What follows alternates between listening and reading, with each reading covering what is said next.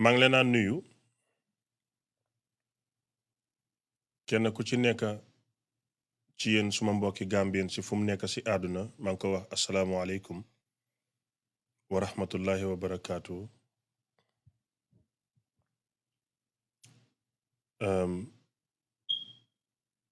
Yéen ñu nekk biir Gambie ak yéen ñu nekk ci diaspora bi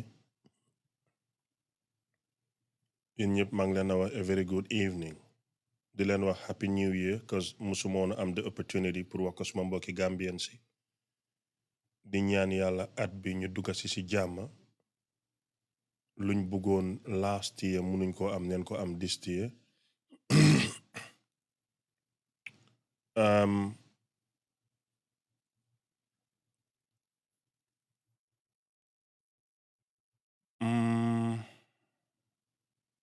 tey nag dama bëgg a waxtaanee lu am important muy a $21,000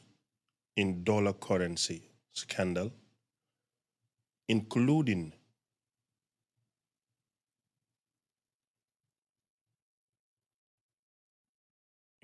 $58 million Gambian dollars scandal bu xam ne it's between a company named Gach owned by Aboubackry Jawara ak the ex-managing director of Gampetrolium Shehou Drammeh ak benn jigéen bu tudda Khadija Kebe. Hadi Malik Lo yow yàlla moo ñu boole gis naa sa call si waaye xam nga lu ma seexoo ak yow nga ne ma jompal ma ne la how high te dal ma ne la noo ko buggee bàyyil ma bàyyi te certain decisions su ma ko jëlee yow bokk nga ci nit ñoo xam ne bugguma leen a dégg li ko waral mooy cofeel bi ma am ci yow te yàlla rek tax xam nga ne su ma amee conviction ci mbir ñi ma mun a bàyyiloo ci àddina ci nga bokk. That is why I'm avoiding your call because xam naa wala njortu naa ne nit ñi ma xam jaar neen ci yow te bugguma nga wax kàddu bu ma teggi because you are very paramount to me moo tax ma dumóoyu sa call dama leeral àdduna rek ne lu ma àdduna jàppaloo yow mun nga ma koo bàyyiloo but if I have a conviction in something duma ko mun a bàyyi. What is my conviction? ci biir waxtaan bi la moo leer ne am here for the victim. man nag duma dee weddi tuuma man xalaatuma weddi tuuma lu ma nit waxal dëgg la lu nit wax rek dëgg la that says all lu xel xalaat ci man rek dëgg la after bi mu nekkee dëgg nag bëgg naa ngeen toog déglu ma man ma wax dëgg yi ma bëgg a ngeen déglu su ma jógee àdduna jey ma taal suma life ma ne dama bëgg a yaaxa Aboubackry Jawara du sotti because bi ko yàlla di defar fekkewu ma ko te xawma lan la yàlla nama si moom su ma taalee suma life fii ma ne dama toog pour yaaxa Khadija Kebe muy jigéen yàlla dina ma yaaxa te àdduna dina ma yar I'm too smart for those nonsense. waaye Shehou Drammeh problème yim nekkee su ma doyut man ma ne dama ko bëgg a yokkal kon man awma yërmande jarul sax ma wax allahu akbar ne dama julli it's not possible. waaye nag gis nga mbir suy dem from 2021 ba 2026 képp kuy ñaan pour mu sedd te bëgguloo dégg leer I can understand ne dalut sa kaw wala dafa am ko support but not the truth itself. so yéen ñi nekk ci ron di ñaan pour wax ji bum dem kaw mu jeex ñaar rek a mun a am benn jëlu leen seen tànk ngeen dugal ko ci daale ñi nga xam ne ñoom la jot waaye miel may ma rek tey gambien la baal ma dama nekk ci mbirum Gambi rek leel bul yàq life bi It's very important sometimes ngeen am what we call empathy. Nga sol daala bi, if it is okay, then you can judge. Waaye buga Kadija Kebe rek nen no wax bi nen ko wala buga Shehou Drammeh na no du dee demee noonu. It doesn't work like that.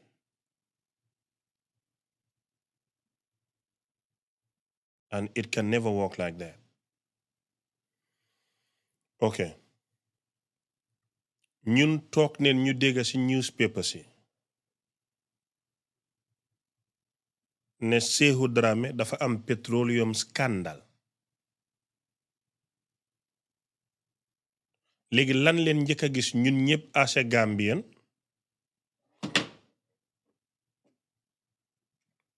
if you could vividly remember back in 2021 lii ngeen gisoon.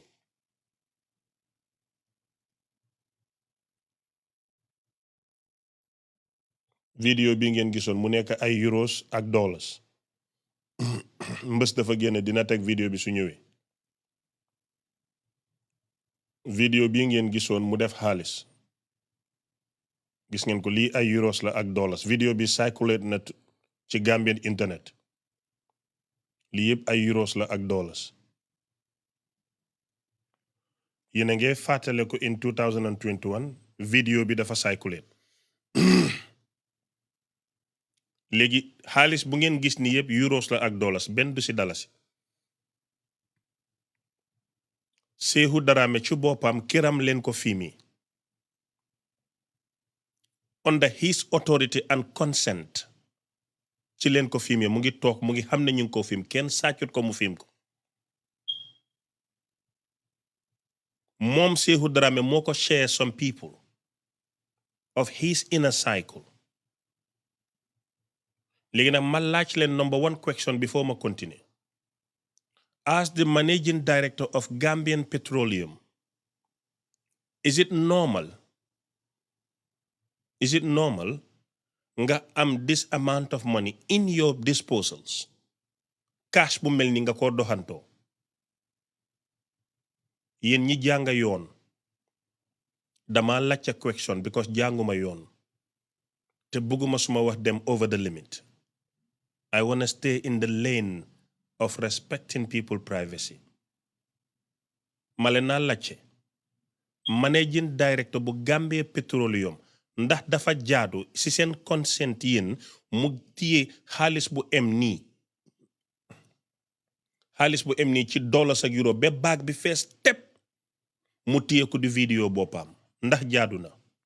The first answer si ñun ñëpp ñu jàngaloo ak ñi jàngutloo mooy déedéet it's not normal pour ñu bokk ci waxtaan bi mun a understandante.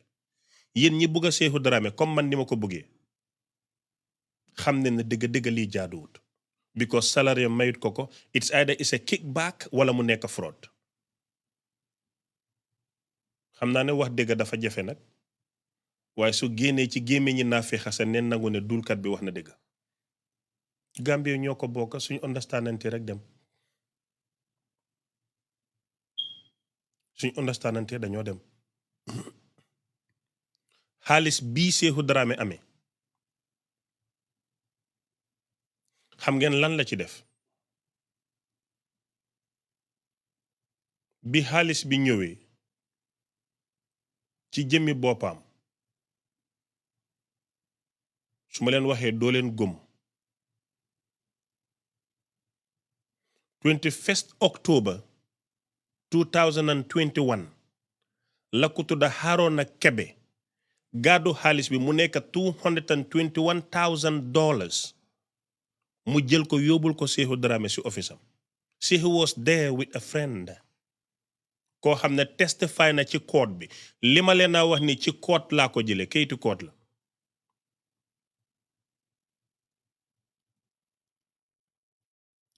ku tudda Haruna kaay leen ma wax leen loolu ñaata la ci dalasi. 221,123,000 dollars in GMD. $221,000 ci la ko Haruna Kebe andil xaalis bi. loolu mooy 15,470,000 Gambian dalasis. loolu leen ko andil jox ko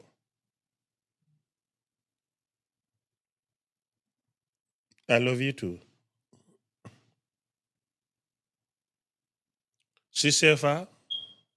mu doon 137 millions 221,000 Gambian dollars. It's equivalent to 15 million Gambian dollars. Ku tudda Haruna Drammeh moom la Kadija Kebe jox xaalis mu dem fekk Shehou Drammeh kiram jox ko xaalis bi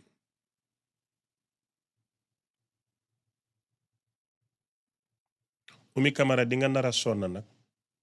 cause li gën a métti mooy danga toog ci live bi ma laa tooco di wax nga di muñ te kenn du la mute nga di ko déglu ba live bi jeex 1500 people connected suñ pare dëkk bi di ko waxtaanee danga muñ di nga muñ live bi dina gudd ak yow trop because ku tey mooy wax duma yàkkamti te lu ma la wax indil la date am na pictures am na recording am na code file ndanka rek muñal te tooka bu leen ko miite may bàyyi leen ko muy génne li ci xol bi soo leen ko suffoqué mun naa dee bàyyi leen ummi mu toog ci live bi ñoom ñëpp xàmmee naa leen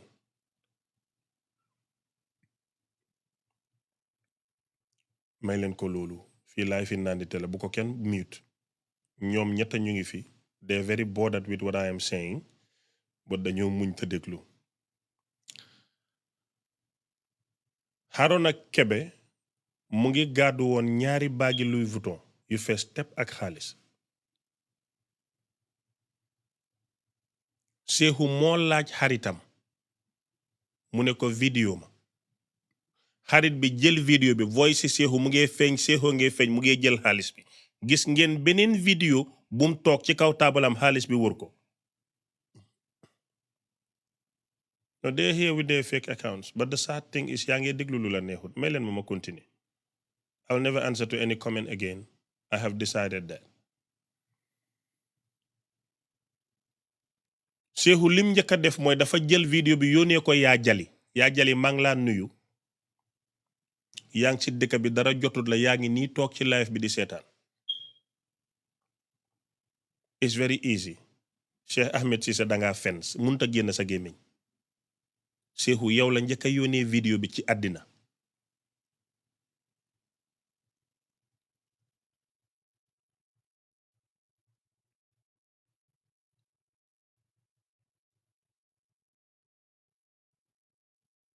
bim ko yónnee yaa jali Shehou jël ci xaalis biñ ko jox mu may ci yaa jali 20,000 euros bim jógee ci vidéo bi mu yónnee ko ñaari xaritam ki ñoo wax Suga ak Semben mooy ex nekk Sweden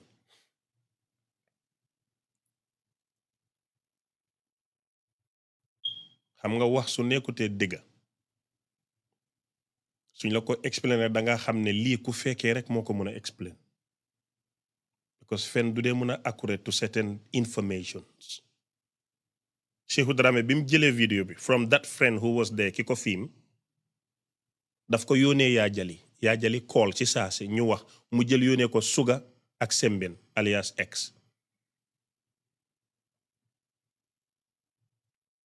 ci ëllëg si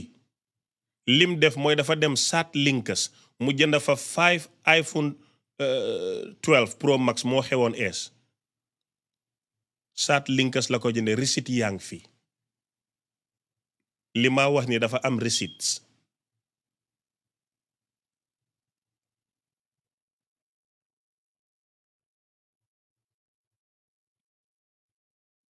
dafa am receipts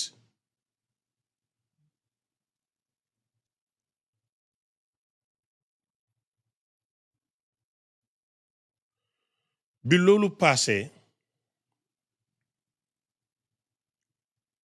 Shehou jënda 5 RAV4 ci xaalis bi ba tey de maanaam dama leen tegal xaalis wan la ne kii manager director Gampetrolium la bi xaalis bi ñëwee ba ngeen gis ne nii la demee ma wan la xaalis bi fu mu jaar bi mu jëndee téléphone yi maye ñëpp di ko gërëm Shehou non mu ngi UK ok not Sweden that's fine lim def mooy jënd ñeneenti RAV4 ay moto ba tey mu jël bu bulu bi moom la may yaajali moom la yaajali doon dawal in those days RAV4 bu bulu bi la yaajali doon dawal Shehou moo ko may ñaanut ko sàcc ko daf ko may mu jël beneen bi may ko Adja Kan ma nekk Norway yeneen ñettay mu jox ko diw ak diw ak diw ba tey ci xaalis bi Shehou jógee foofu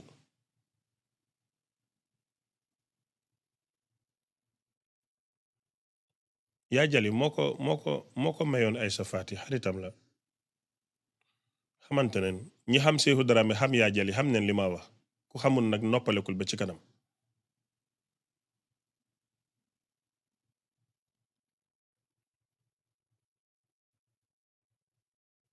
Shehou bi mu fa paree mu dajale ndeysaan doomi Mrs Ndaw bi te mu nekkoon looya nekkoon ci boori Issa Faal doomi Mrs Ndaw bi jëkkër bi kii looya bi te mu nekkoon ci TRRC bi doon dendoog Issa Faal sagar jëkkëri sagar bi ci boppam mu ngi fa woon saaro borom Canada mu ngi fa ak policeman keroog police feccut vidéo yi ma jot policeman a ngi toog man nag su ma dee wax dama dee desal du ma ñëw rek wax lépp because xam naa ne lesbian yi Gambien yi góor jigéen yi Gambien yi ñoo nekk ci ginnaaw Shehou Drammeh te ku ma si xool wax lekka naa la man su ma xamee 100 maa ngi toog ci étude jox la 20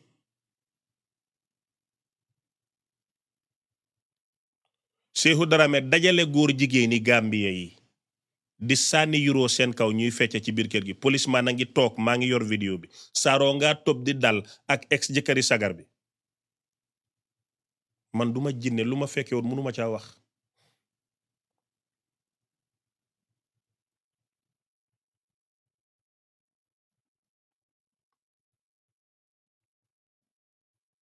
muy teral góor jigéen yépp am na ñu jot seen wàll am na ñoo xam ne bu ñoo sangu Shehou Drammeh oto sax dañoo bàyyi duus bi dem fu ñu taxaw ne Shehou Drammeh may na ma $10,000 sàccuñ ko daf leen ko may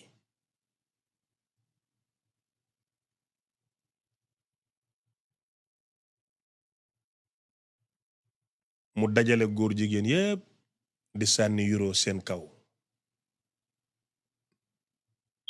góor jigéen yi su ñoo tukki mu di leen jëndal first class flight ñu ko tagga di ko gërëm seen snap yi I have the videos with me fii dara du rëcca ma laajaat leen another question ndax gom ngeen ne simple MD bu honest ci liggéeyam li Shehou doon defal nit yépp mun na ko without sàcca bokka ci ak tappale salareem rek mun na moo jëndal góor jigéen yim doon jëndal flight yépp ñim doon teral ci ay euros ak dollars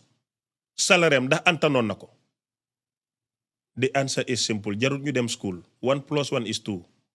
déedéet antanu ko te mu ngi ko doon def over and over and over again te bi scandale Shehou bi ñëwee ñen ñoo ko doon support lesbian yeeg góor jigéen yeeg caga ju ndaw ji nekk Gambie because kum si kéewut en na la kee fa Sénégal en fa Gambie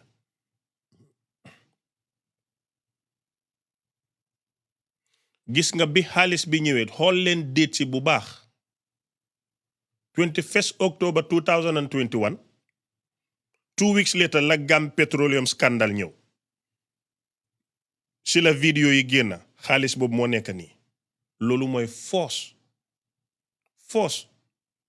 xaalis bi dugg nga xam ne mooy problème bi léegi nag Haruna Kebe daf ko jox 749,965 euros in euros.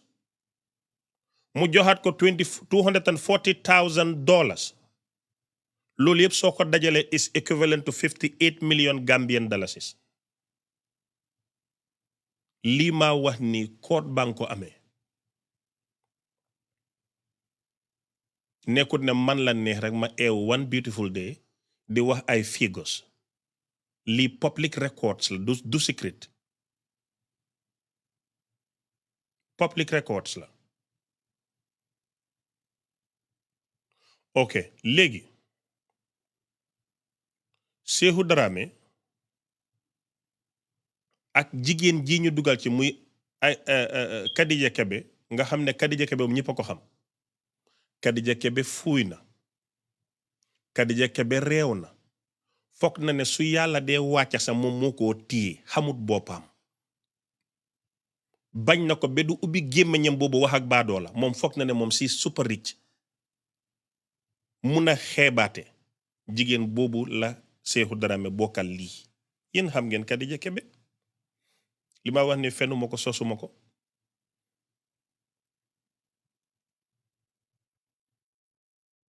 Kadija Kebe dafa yàgg xamante ak Aboubackry Jawara since when she was 15. mu dem jàngi ñëw di liggéey ak Aboubackry Jawara ñoom ñaar ñuy liggéey.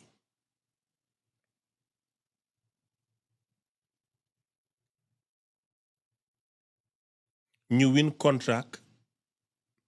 Petroleum. Aboubackry assign Kadija war a jëflanteeg Shehou. Shehou wax leen ne mun na leen a lebal essence from the depot as the managing director. You see Gambia du dem because képp kuñ teg place yaa ngee sàcca di dimbale say nit. moo tax di nga gis jànkading yu bari nag jug di coow ngir Shehou Drammeh. Gambia ñorut leen de dégg ñorut leen. They protecting Shehou because they love licking his ass for their fish money. martuuni Shehou bu ndaw boobu daf leen gënal lu nekk ci àddina because Shehou leen teral. xamuñ woon moto moo leen ci dugal xamuñ xaalis moo leen ko may. dinaa leen understand amul benn problème waaye ku ci am dignity ak personnalité doo ko dégg waaye di nga dégg kuti yu ndaw yi xam ngeen kuti mooy xaj bu ndaw dineen wow because it's Shehou Drammeh.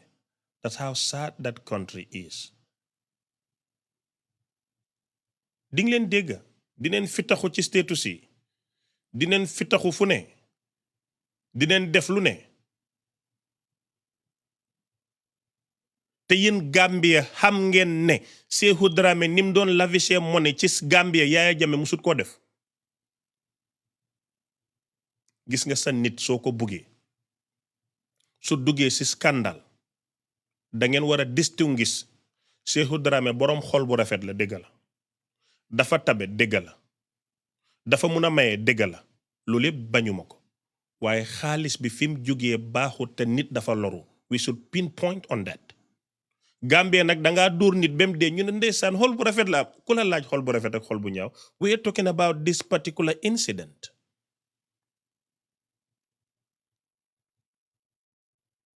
we are talking about this incident yaa ngi ñoo wax xol bu rafet ak mun a julleeg dafa fonk papaam ak yaay lu suñ gat.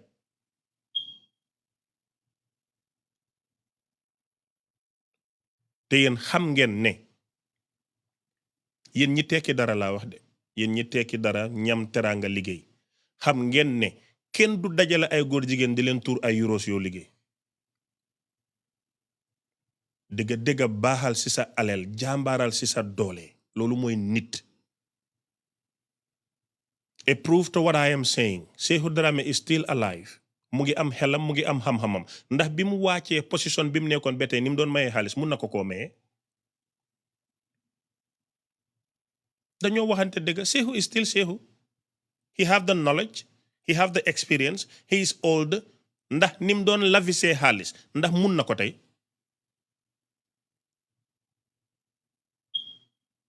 munut ko. He can't. So that's a very clear point ne digga seen waa ji ki ngeen bëgga ku baax ki Shehou rek niti yàlla bi nga xam ne daf dee dem giseeg yàlla ñëw Shehou mi génn Gambie yëpp yaayam génn suñu yaay ak suñ papa digga bi mu nekkee MD li mu mënoon bi mu wàccee mënatul ko because as an MD of petroleum deal yu bari da nga koo mun a def essence su demee ci dépôt bi mun nga koo jox vendo balaa essence di ñëwaat nga jaayaat nga tappale dugg a génn daf dee mun a am yéen xam ngeen nu moo demee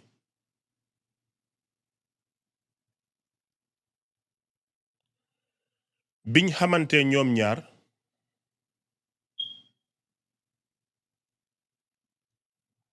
onda gaaj bi Kadija Kebe di liggéey ñoom ñaar den amoon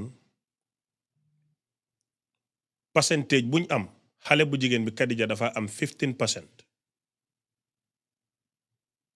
li ci des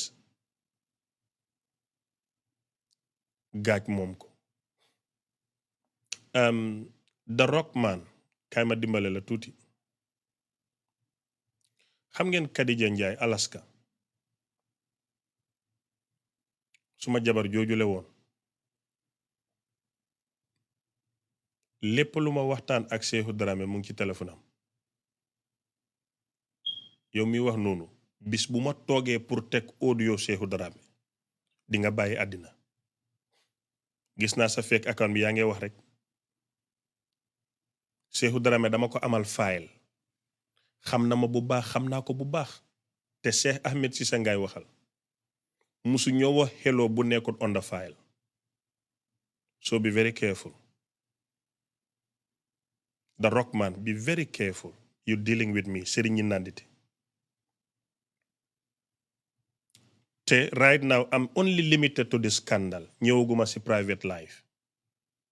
if you push me to the mud I can be very dirty right now I'm trying to be very professional dama stay rek si code bi soo ko wàccee rek dina ñaaw te su ñaawee dina métti mun naa dóor te su ma dóoree dafa saf dama la tuddal tur Kadija Njaay mu ngaa say seyam den nekkoon jeexal neen everything is with her so be very careful laaj ma Shehou nga laaj ma Shehou laajal Shehou Cheikh Ahmed Cissé and it's nearly a year waxuñ so soo ma génnee ci professionnel bi ma try pour stay nii nga yóbbu ma si private life dina métti ndax Shehou dafa mun a fen dafa mun a jëw te suy ubbeeku du kepp ak tuunam gi so be very careful moom xam na ma Shehou xam na ma bu baax a baax and we used to talk more than 2 hours a day 2 hours a day du benn phone call you just keep in call nga ko it's more than a year for the last time you déggante over the phone it's more than a year pour mu ne ma hello ma ne ko hello when we used to be on the phone it's more than 2 hours a day everything is recorded bis bu ma toogee wàññee ko génne ko ci professionnalisme ñëw pour wax rek dina métti so sa comment si xam nga téye nga ko so be very careful laaj ma Shehou ne ko man du ma fen maa ngi ci public bi laaj ko ndax da nga daan wax ak Cheikh Ahmed Cissé the answer will be yes laaj ko ndax da ngeen daan am long conversation the answer is yes laaj ko ñaata nomba la ma jox ak lu ñu wax I don't want to take it there please dama bëgg a stay professional wax li jugee ci code bi ma em ci let me remind you mun naa xeex te xam naa nu ñoo waxee te Gambie bem jeex neen taxaw su competition ni communication amoon man ñeme naa dem du ma jël laas so be mindful of what you saying be very mindful bi ma la tuddee ba tey téye nga sa comment si so it's better nga keep ko noonu nga bàyyi ma stay professional wax ci code bi mu jeex ma wàcc waaye soo ko bëggee wàccee down call ak record no you dealing with me te bis bu ma paree pour dugga ci poto bi pour xeex I can be very dirty but guess what I will play the nice nasty dina la wax ay bal ci ndànk ak tekk ak tey so keep ko noonu nga toog seetaan nice ñu bàyyi ko ci code bi mu nice ñu wàcce nice xam nga lu ma miin waaw moo gën a rafet moo gën a rafet jërëjëf Rockman téye ko noonu bugguma comment bi ñëwaat su ñëwaatee rek it can be very nasty te xam naa ki ma diilal mobile baa ngi nii pare na Shehou mun na wax bari na wax mun na fente du noppi and we used to stay over the phone for more than 2 hours constantly every day so bugguma génnee loolu that's personal I want to be professional stay on the public record which is said on the court period allow me to stay like that please nga yow suma waay nga da nga baax ñu continuer léegi Khadija Drammeh bi mu amee waxtaan ak Aboubackry Jawara ci seen liggéey 15% la war a am 15% ñuy liggéey léegi nag Shehou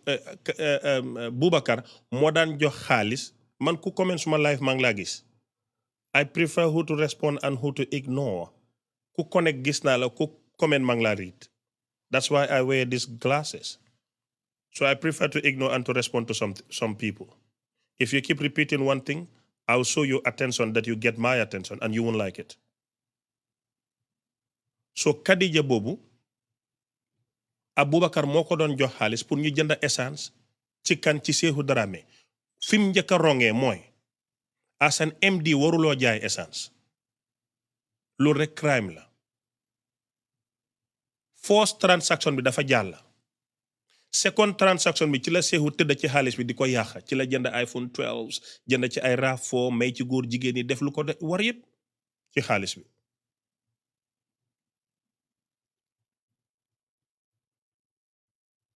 seen first transaction 300 metric tons of PMS loolu leen jaay cash bi equivalent to $221,000 Shehou Drammeh yaa ngi seetaan live bi doo ko weddi second transaction bi 58 million Gambian dalasis la soo demee ci corps de code bi yéen ñi bëgg a xam Shehou jël na $32 million Khadija Kebe waaw 32 million Gambian dalasis ci looyam bi Badu Konte dem ca Jaa Oil jënd fa oil all these informations is a public record ku dem ci court house bi di nga ko gis dafa nekk ne Gambia tayal rek mbir dafa dem court ba ëllëg duñ ko riit maa ngi am groupe WhatsApp I can share every information léegi nag Aboubackry Jawara company bu em ni gaaj naka la moo defee transaction worth $221,000 58 million Gambian dollars te jaarul digitally Gambie jël si luñ ci moom ñu dem jox fa ñu war a jaar ñu fay suñ taxes dëkk bi mun a dox waaye Aboubackry Jawara should be questioned for that it doesn't matter he is a victim or not mooy xariti président that doesn't work company bu mel ni moom company bu mel ni Aboubackry Jawara gaaj ngay jël $221,000 in dollars cash di ko jox Shehou Drammeh ci essence there is a corruption it shouldn't be like that gaaj du company bu ndaw Aboubackry Jawara du nit ku ndaw Gambia even though Shehou def na lu mu warut a def Aboubackry Jawara warut a defee noonu in terms of business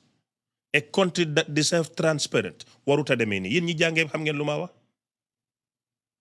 how can a big company like Gach made a transaction of 58 million Gambian dollars locally amut binda amut dara jaarale ko ci ron every win of Gach and Shehou Drammeh is a Gambian loses so now let me ask this question would we be patriot to defend the Gambia or ñu nekkat naa fex defend Shehou Drammeh parce que dafa baax wala Khadija dafa nice wala Aboubackry Jawara nit ku baax la lan la ñoo def are we pushing Gambia first or our people first and Gambia last no wonder we are one of the poorest the saddest nation to live on earth is Gambia it doesn't matter if we are hypocrite or we are nonsense let's just try to put Gambia first once and for all please in this case Gambia is the victim because Gambia ay doomam Aboubackry Jawara doomi Gambien la Shehou Drammeh doomi Gambien Kadija Kebe doomi Gambien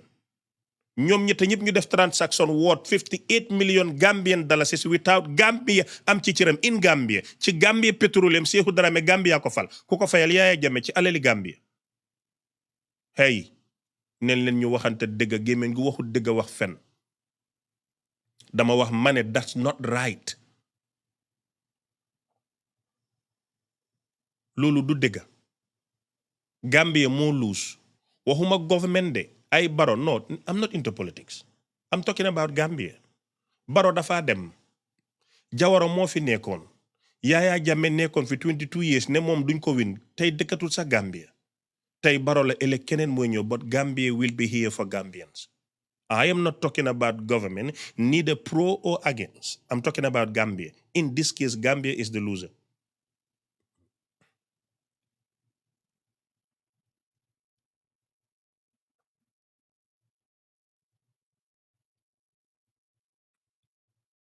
politically I am UDP I support UDP I stand for UDP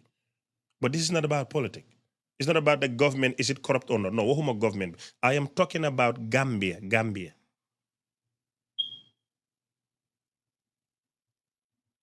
suñ problème ak Baro if we love him we will vote him again if we don't we will fight him loolu leneen la bugguma dee mix yu bokkut su ma tooga suppa kanja bu leen ma indil sukur bokku ci nekkuma di wax sukur tooguma la suppa kanja lay togg I'm not talking about the good and or the bad of the government I'm talking about in this transaction Gambia is the loser it's a simple basic language even the dumps can understand what I mean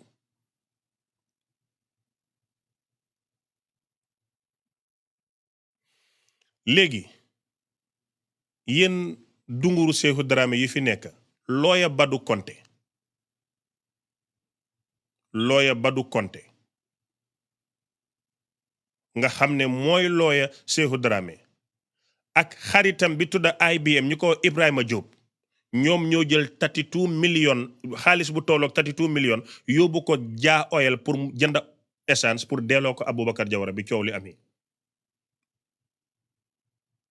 waaw Badou Konte lawyer la why would he allow me ma toog ci internet bi tudda ko ci scandale bu mel ni te defu ci dara if I'm lying let him sue me very simple basic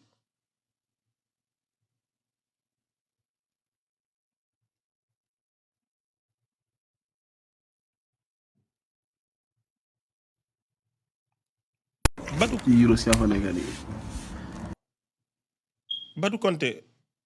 moo jël xaalis bi moom ak IBM mooy Ibrahima Diop xaalis bu toll ci 32 million Gambian dollars dem jëndi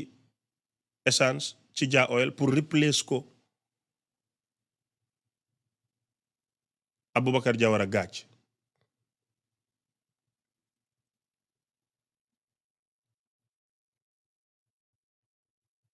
gis nga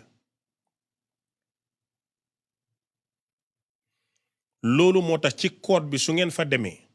xaalis bi Aboubackry Jawara di toppa Shehou Drammeh ak Kadija Kebe 26 million Gambian dollars la because 32 million yi IBM Ibrahima Diop xarit yi Shehou Drammeh ak Badou Konte lawyer Shehou Drammeh bi dem neen ci yooni ginnaaw ci Jah Oil jënd ko fa dem neen ci Jah Oil jënd ko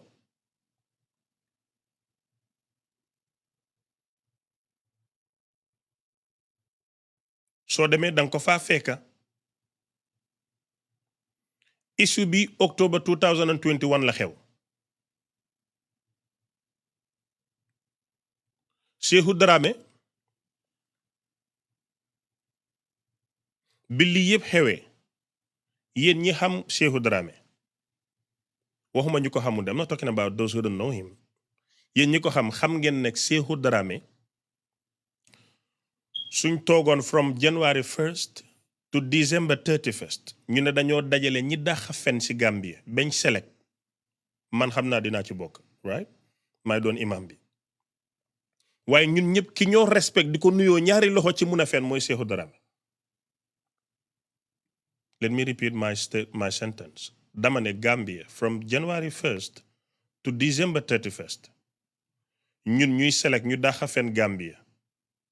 I won't be excluded waaye ñun ñëpp ñun fenkat yi suñ dajaloo Shehou la ñoo jox respect yéen ñi xam Shehou Drammeh xam ngeen ko dafa mun a fen ba su laa may wala mu laa dimbale daf dee fen ñi ko xamul nag mënuñoo xam ki ma wax Shehou dafa mun a fen ba daf la dee fen lu nekkul dëgg mu góom ay fenam moom yéen ñi xam Shehou Drammeh laay waxal xam ngeen li ma wax those who did not know him waxuma leen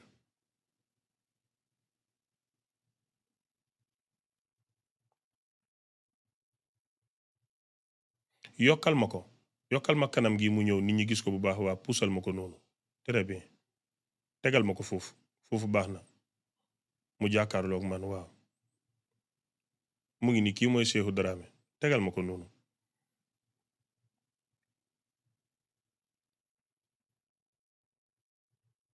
kii mooy Shehou Drammeh xamee leen ko bu baax xool leen kanam gi rek lu ngeen gisee ci kanam gi rek loolu yéen seen gis la man waxuma ci dara indil ma Kadija tegal ma ko fii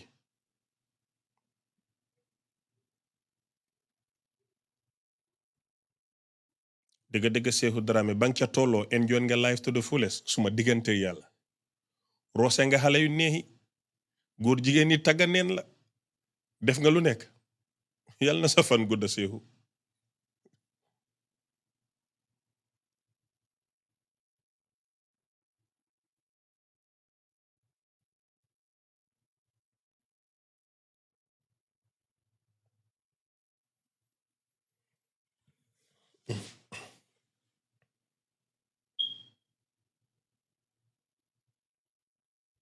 tegal ma xale bi fii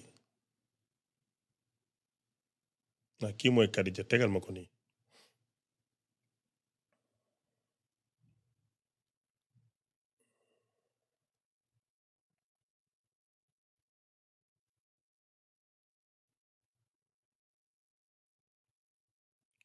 gis ngeen bi loolu paase Shehou Drammeh ci boppam bi ko xale bi joxee xaalis bi tey ëllëg suba ngoon Aboubackry Jawara dafa file against Shehou Drammeh biñ demee ci police bi IGP bi nga xam ne tey mooy minister of interior nu mu tudda actual minister of interior Gambie bi naka la tudda ki nekkoon IG te mu nekk léegi minister of interior waa ji rek naka la tudda léegi tey ñu bindal ma turam is it Sonko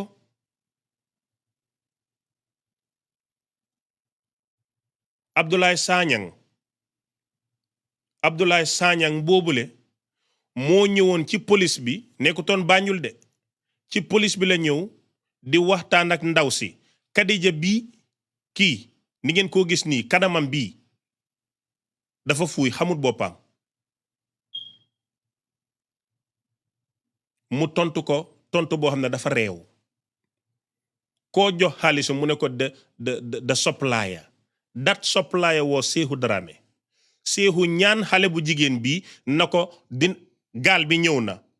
bul tudda suma tur soo tuddee den maa tëj xale bu jigéen bi favor Shehou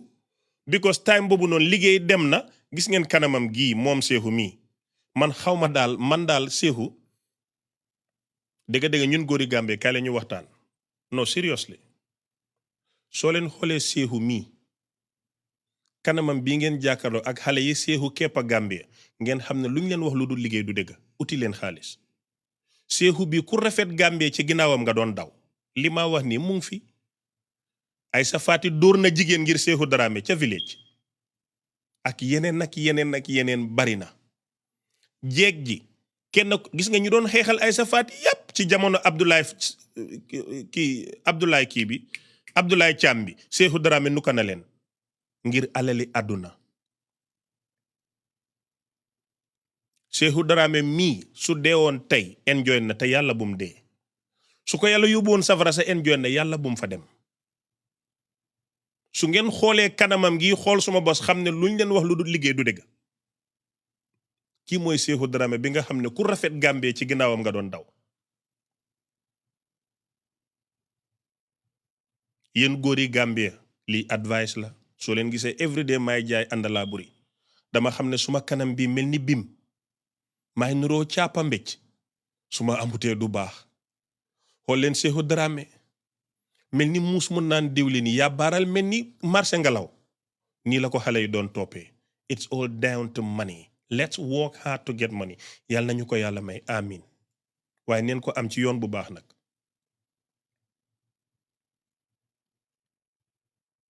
am neex na waaye neen ko am ci yoon bu baax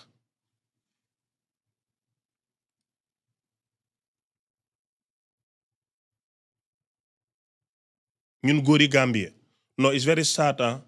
yàlla nañu yàlla may xaalis bro billahi walaay talaay suñ ko amutee am na ndoo yoo xam ne soo amutee moto bu nice kër ak xaalis boole naa paje bu ko xalaat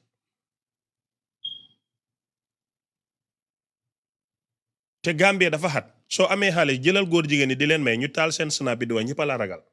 police officer yi mosalal ñeena ñi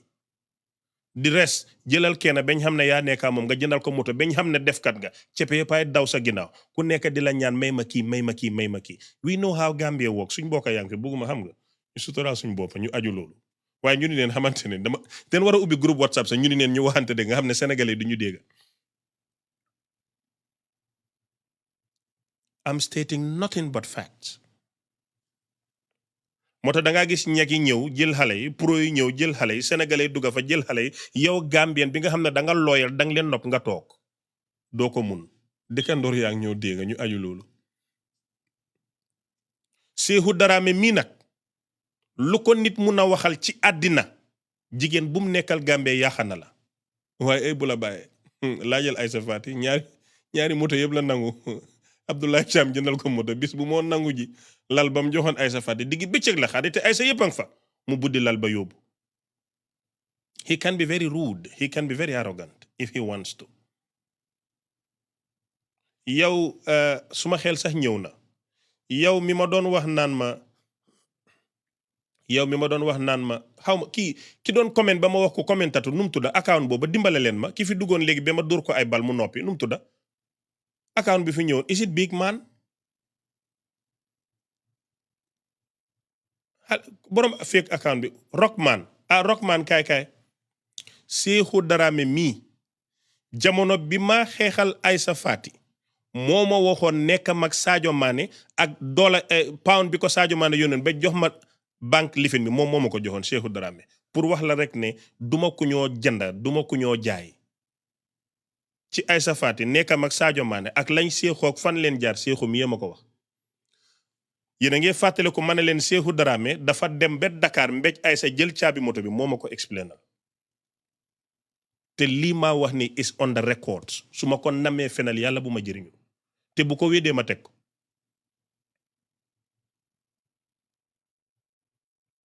so Rockman bàyyil sa xel bu baax you dealing with Cheikh Ahmed suma xel daf ci ñëw nii rek jamono boobu ci Aïssa Fati every day ñu wax chaque jour dañoo wax man ak Shehou Drammeh every guddi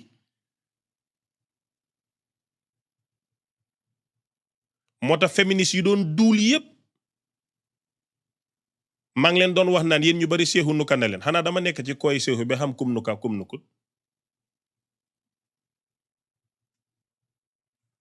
soo dimbalal leen ma ngeen bàyyi ma remain ci code bi waaye su waree tilim rek dina tilim te bis moo ko waree tilimal ngeen xam ne ndaanaan jóg na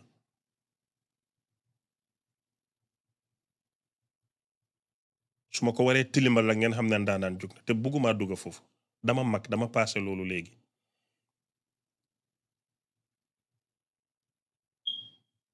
Shehou Drammeh ñaan xale bi wax ak moom boobu mbëggee la ngay ñëw xale bi nangul ko loolu maanaam Kadija nekk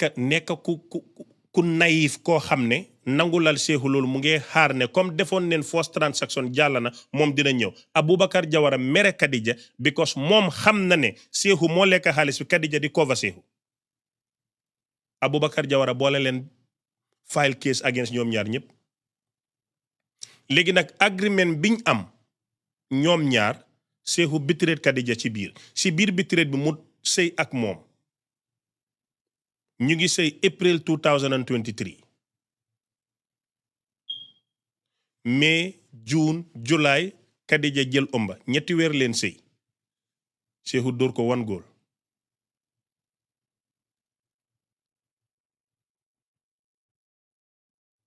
bi scandale bi pare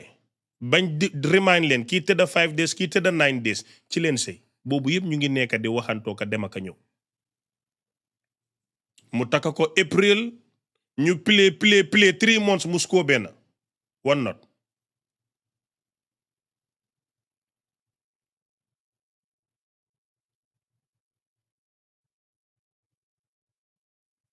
Kadija Shehou di ko puus pour mu dem génn dëkk bi because si statement am lam bindoon mooy supply bi la ko jox ñu forcé ko ba sonna non dinaa change suma batterie bi ci fire alarm bi ñu wax ko ba sonna mu ne daf ko jox rek daf ko jox supply boobu mooy Shehou Drammeh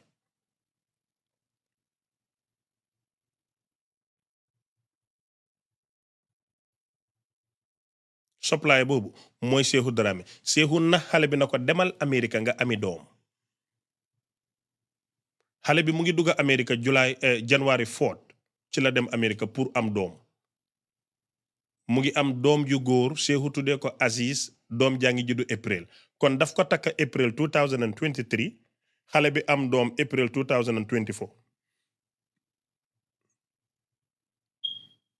at la fi mu ko takkee fi doom ji juddoo 1 year yokkut manqué wut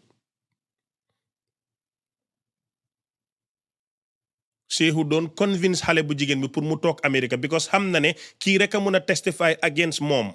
xale bi ba tey mu ngi exile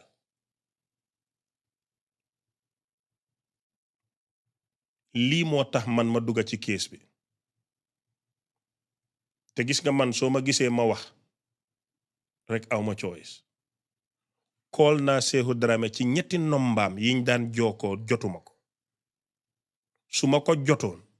ni ma réglé woon problème mu Osuwada bi ak Issa Mbay Fall ak moom Shehou Drammeh bi noonu laa ko réglé Shehou Drammeh am na problème $130,000 problème ak Issa Mbay Fall man maa ko réglé demul ci kaw maa wax ak ñaari parti yépp ñaan Shehou ñaan Issa ñu waxtaan ba am accord demul ci kaw I don't believe in treating matters on the internet but if I don't have choice I have to take the highway su ma jotoon Shehou du ma fi toog because moom Shehou Drammeh mu ngi seetaan live bi xam na ne bi ñoom Mohamed Dabo ak yenn xale jigéen buggee liveal Issa Fall man maa ko kool moom Shehou Drammeh ma ne ko kii dafa taxaw candidat si président la bëgg a doon te xam naa Issa mus nañoo dëkk ñun ñëpp Gambien leen neen ko réglé Osuwada mi bokka ci baro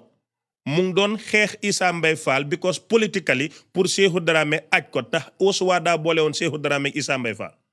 $130,000 man maa ci teg suma tànka Mohamed Drammeh ak xale bu jigéen bi kenn ku nekk ma yónnee la $25,000 Gambian dalasis na la maa la ko may noppil bàyyi leen mu jeex si suma xaalis man Mohamed Dabo ngee dunda Wave Bank fi su dee dama fen rek dama ne Namuro Ibe wuli yàlla ak beneen jigéen fàtte naa turam kenn ku nekk ma jox la $25,000 Gambian dalasis ma ne la demal bàyyi leen Issa Fall mu dunda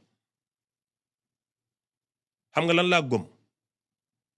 as far as there's an opportunity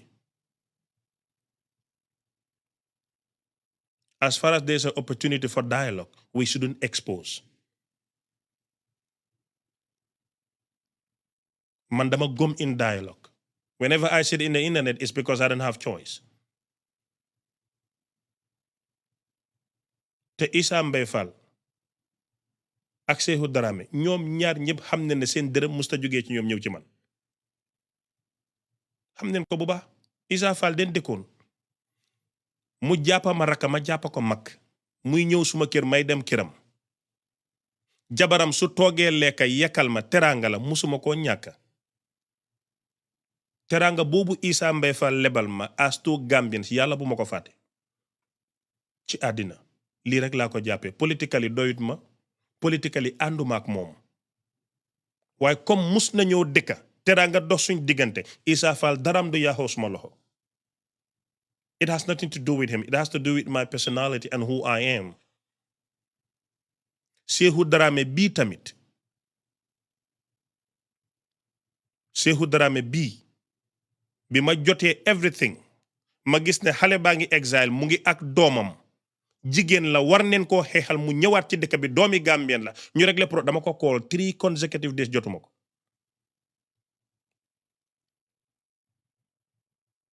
su ma ko jotoon duma fi toog non man duma wax si Issa Fall lu ëpp xam naa suma bopp Issa Fall xam na ne su ma ko bëggoon a yaa dóor naa ko dàll bu yàgg waaye suma mag la politically I'm not with him but ci nit ak nit teranga dafa dox suñ diggante te but buru su toj man dama mun a jox cër suma nit te Issa Fall su toogee xam na ne alal taxul ñu ànd because kuy nay Issa Fall ngay dimbale te lii dafa toog ma toog mu ne ma jàppale ma politically ma ne ko duma la jàppale ngir danga nay man politique ànduma kenn te yàlla tax wax naa leen ko let me repeat it again soo leen gisee may wax si politique wax leen ma ñaata leen la fay am do politique for shit but su ma xeexal nit rek it's because it's my conviction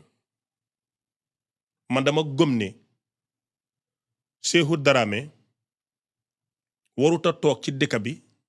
nekk ci jàmm xale bu jigéen bi dem ak doomam mënuta dugga ci réew mi man nanguwuma loolu it's very wrong ba pare Shehou Drammeh ci boppam di oo xale bu jigéen bi na ko toogal America sign fa asylum nga file asylum because xam na ne su xale bi ñëwee du dem Shehou Drammeh ba tey maa ngi xala personnel nag waaye baalal ma tuuti dafa am lu ma bëgg a wax baalal ma tuuti Shehou yow suma waaye nga baalal ma wax lii rek ñaata yoon nga génnee sarax ñaata sëriñ nga waxal liggéey Kadija pour bu tànkam teg Gambie ba nga jël daalaam yóbbu ko ci sëriñ that's personal that's not in the court I don't want to say that waaye yow xam nga ne yaa ngi liggéey doomi jàmbur pour bu mu duggaat ci dëkk bi because su duggee ci dëkk bi testify against yow police yi def investigation xam nga ne ci kaso gi nga jëm te dem kaso dee la ko gënal waaye nag bugguma mu tilim I just want to stay in the court and I just want to talk about that pour Gambia kilifa yi xam li xew xale bu jigéen bi dafa wàcca Gambia testify against yow ci court ba pare soo ko sign loo asylum on the what basis kii daf doon liggéey boosam jaarut ci yoon muy Aboubackry Jawara jox ko xaalis mu jox la ko nga jox ko góor jigéen ñi jënd ci moto nu ko ci xale yi lavis ko mu jeex la ca des 32 millions nga jox IBM Ibrahima Diop ak sa lawyer Badou Konte ñu dem jël 32 millions Gambien dollars jënd ko ci Jah Oil jox ko kile police yi gis xaalis bi lañ fayoon ci Jah Oil di same euros and dollars yañ la jox la ñu indi leen yéen ñëpp testimony bi xale bi defaat sa lawyer Badou Konte moo ko xooti what the hell gives your lawyer right pour mu xooti alali jàmbur ngeen toppa ci ñaan ko bul testify léegi nag lay jot dafa jot ginnaaw dee problème bi xam nga lan la Shehou Drammeh keppa na xale bi Nobel dugga na seen diggante waxante dugga na seen diggante ba sëy dugga seen diggante ba doom am Shehou Drammeh yow nga baalal ma tuuti ma wàcca code bi ñëw tuuti personnel sa jabar ji yóbbu nga ko Amérique mu ami doom mu jugee fa dem Dubai ñëw Dakar 1 year toog fa musuloo jàll féeri seeti sa doom ba fii maa wax ak yow musuloo gis Aziz sa doom te mu ngi juddu 2023 ba 2026 yaa ngi Gambie teguloo bot sa doom waaye yéen ñi war a tagga Shehou Drammeh dimbale leen ma laaj leen question bi da ngeen maa baalal rek góom ngeen ne a responsible father war naa mun a dugal a baby mother in this chaos and then mu ñëw Dakar 12 months Shehou musta dem ci biir 12 months yooyu si la biiral Shehou Drammeh ci biir months yooyu noonu yi jabaram ñëw Dakar mu tere koo dugga dëkk bi Shehou mu ngaa nukkante ba ombal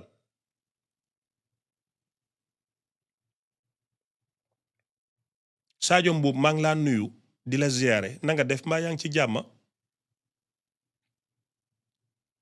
Sadio ma ne Sadio Mbuub maa ngi laa nuyu maa ngi laa ziyaar Gambie xam ne li tax ma nuyu la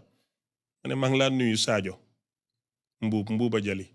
nga baax lool nag bugg a Shehou Sadio est-ce que xam nga ne Shehou ngi wër ne sa doom bi gaañu juru ko kii mu ngi wax ne danga ko tuumaal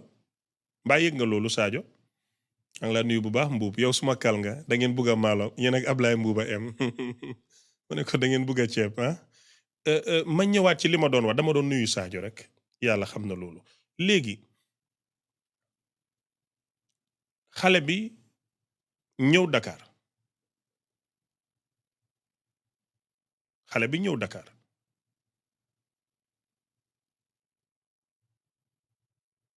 dëkk fa 1 year Sadio Mbuub mu ngi yakkal Shehou Drammeh Sadio dafa tabe dafa mën a joxe ceeb ndeysaan mu ko yakkal rek di ko yakkal Shehou di lekka rek lekka ba bool ba tuuru Shehou ne du moom moo doon lekka Sadio demaat di ko toogal ay ay nangam ak nangam di ko jox Shehou di lekk xale bi Shehou dafa bëgg a ceeb Sadio dafa mën a togg nit ku baax la macha allah ba léegi am neen doom mook Sadio mun a duuli Shehou mu ngi duulal Sadio ba tey ne juru doom bi li gën a métti li Shehou Drammeh def Kadija bi mooy xale bu jigéen bi Kadija bi Shehou dafa wër ci àdduna bi di ko duulal ba tey lii audio la ko seen kenn mu ne ko Kadija jigut ko ba mu duggee ci àdduna la am jafe-jafe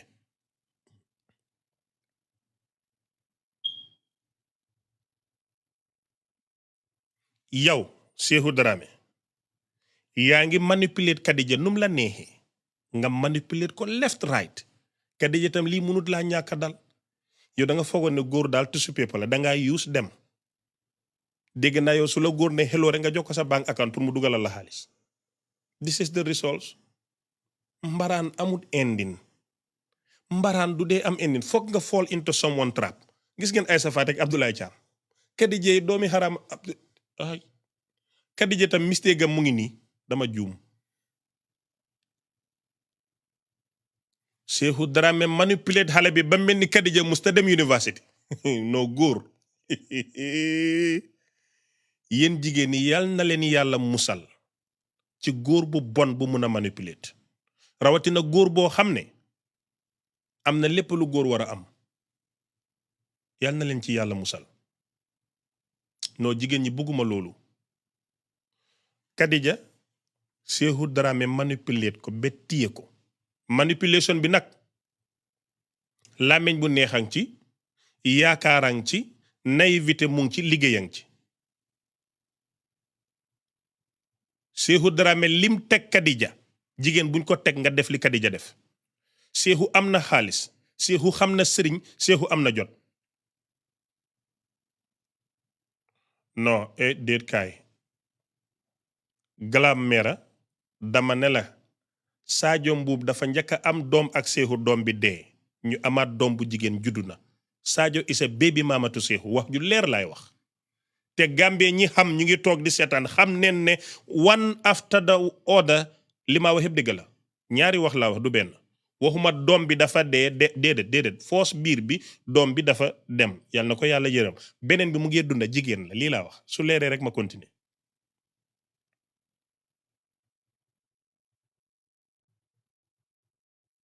wax bu leer laay wax te Sadio dama am ñëwante ci moom moo tax dugguma ci lu baree bari waaye Sadio xam na ñi xam-xam nen moo tax ma ne ko Mbuuba Jali maa ngi laa nuyu ma em fa bul ma commenté loolu bala maa tànga su ma toogee live dama dee raakaaju may ma loolu please bul tax ma xuus si Sadio jigéen la te lii yoonam nekkut ci you know dama doon explain ba jaar ci bul tax ma waste fa time su ma weesee time rek Sadio du génn may ma loolu dégg nga li ma wax mooy doom bu yaaxu ak bu juddu muy ñaar. It's not one. I'm not confusing things.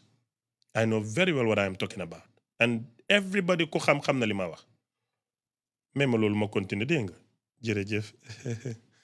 Jërëjëf.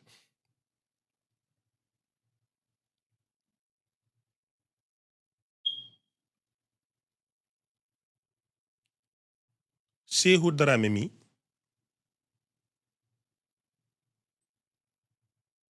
bi mu defee Kadija lim ko def yëpp liggéey ko bem léegi dafa gëm ne Kadija du ñëwaat Gambia Shehou fu mu nekk dafa gëm ne sëriñam wokk na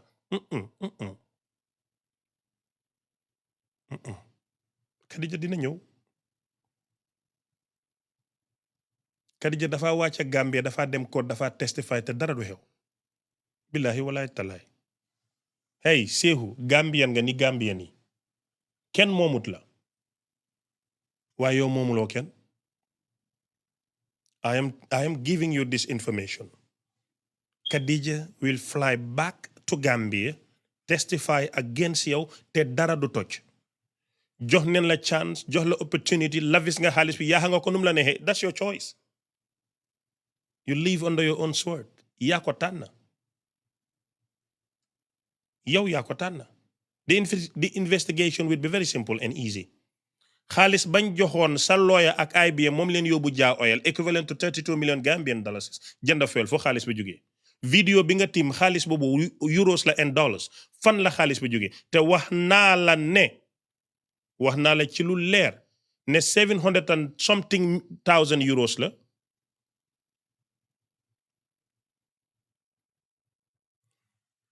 ak dollars so loolu dama bëgg mu leer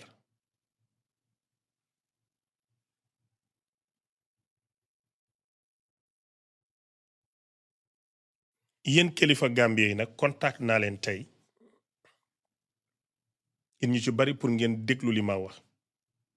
yéen ñi yore aate lay wax man mi nekk in America su ma mënee xam lu clair di ko wax ba képp ko xam sources bi nangu yéen lan ngeen a xaar or is it gonna be as we all know Gambia la ku am sëriñ you will be safe ku am xaalis you will be safe wala dañoo doxal dégg te yàlla rek for the first time Aboubackry Jawara in this case you are a victim but you are wrong as well kilifa bu mel ni yow président Jawara jox la bopp xam nga amoon nga fi scandale fetal am fi scandale lu ne ñëwuma pour wax ci yow duma ko def because tooñu loo ma joteewuñ aw maag yow benn affaire waaye dama ne warut la ci yow businessman bi nga doon ak fi nga toll ci réew mi ngay def transaction bu em ni di ko jaarale under the table respect loo Gambia what's not right is not right we are expecting kilifa yu mel ni yéen ngeen lead by example especially when it comes to money because we are living in one of the poorest country ci àddina muy Gambia yéen a ngi enrich seen boppa all the time yéen a ngi am ñun ñu ngi gën a sonna yàlla na leen jig ñun ñàkka neen doomi jaaykati càkkri leen ak ustaas waaye iñaanuñ lu ngeen am yàlla na yokk waaye su ngeen ko jaaralee ci yoon rek ndox bi dina ñëw ci ñun suñ munta tooy tam ba mut munuñoo naan ba suur suñ put bi dina tooy ci seen am li ci rot moom la ñoo am ñun the beggars in the city the strugglers with dignities ñun lii leen yaakaar tax yi ngeen a avoid pour fay mu ngi ñoo gaañ dañoo feebar duñ mun a faju su ngeen paree jëlaat xaalis boobu joxe ko seen géwél yu mel ni man takkal leen rajo yi Aboubackry da ngeen mbaax dëgg mooy def loo war a def loo warta def bu ko def fa la mbaax commencé tabe ak mbaax du benn ki sàcca 10 million maye 1 million kooku baaxut sàccakat la kon Aboubackry li nga def nii da nga sàcca Gambia li nga def ni jaaduwut ci high profile bu mel ni yow it is very wrong ndax luwa bi daf laa toppa wala yow da nga am immunity because you are a friend to the president and sa wallet duuf na mun ngaa jënd the minister of interior to the president and to IGP to the prosecutor general of the Gambian Republic you can pay them I know that you can would you be held accountable for money laundering and tax avoiding oh Aboubackar Jawara dara du xew. It's a question I ask. su loolu passé yow Aboubackar Jawara with your conscience xam nga ne yaa yónni Kadija ci Shehou Drammeh yaa ko jox kaas xam nga ne Shehou la ko jox fan la Kadija ronge she shouldn't cover Shehou Drammeh in front of you. She betrayed the trust. Gis nga dëgg soo ko waxut sa gémmiñ dangaa duul. Aboubackar, you are wrong. Assign sa assistant mu yóbbu xaalis bu em noonu without the right procedures. You avoid paying tax to the Gambian economy. It is wrong. It's your fault. Number one. Number two, Kadija loyaltem ci yow la war a nekk. Yow la moo liggéeyal. Lan moo tax mu cover Shehou Drammeh's ass benaan to the supplier without mentioning Shehou himself. She betrayed the trust in you. She is wrong. Would I understand her? Yes, she was manipulated. Whose fault is her fault? Moo ko nangu. Moo ko nangu ba sey am fa ba doom am Kadija la lu jig njaak moom mooy njaak. Waaye li gën a ne xam nga ne Kadija sàccut sa xaalis lekkut ko yaa ko jox mu jox ko Shehou. yow xam nga loolu dinaa understand nga mer Kadija favor Shehou because ñu ngi doon nekk wala ñu ngi waxtaan wala óolu na ko whatsoever ñoo xam ñoom ñaar la nga mere leen ñoom ñaar ñëpp but right now yow Aboubackar Jawara xam nga dëgg bi ne yaa jox Kadija xaalis Kadija jox na ko Shehou you know very well. moo tax biñ jàppee xaalis bi ci Jah Oil bi Kadija di ñëw daf la fekk yaa ngi toog yow Aboubackar Jawara because xam nga fi xaalis bi dem. léegi nag li ma xaar ci yow Aboubackar mooy bul rëy mënuloo weesu nit Jawara di ko baax nga lool waaye mënoo weesu nit da nga juum Jawara da nga juum it's very wrong waaye bul punish jigéen bi because of lii la def. She is wrong. She can't be right. But the most important part mooy yow xam nga very well ne xaalis bi lekkut ko mu ngi ci Shehou Drammeh. So it's very normal and it will be very gentle of you. You walk with the girl, you persuade Shehou. Why would she lavish the money to the gay and homosexual? Why would he buy cars di ko joxe just like that? Lan moo tax Shehou meloon ni moom Gambie ci alal bu moomut. He should be held accountable. D'accord naa ci loolu. I totally agree. Shehou Drammeh nit ku tabe ak nit ku baax du benn. Shehou nit ku tabe nga waaye gumu ma ne mbaax mun naa em ci xale bu innocent ni Kadija bi mu leer la leer yàlla ne without manipulation yow mënuloo cee jot because ku leen xool yéen ñaar xam ne nekku leen di box in the same ring.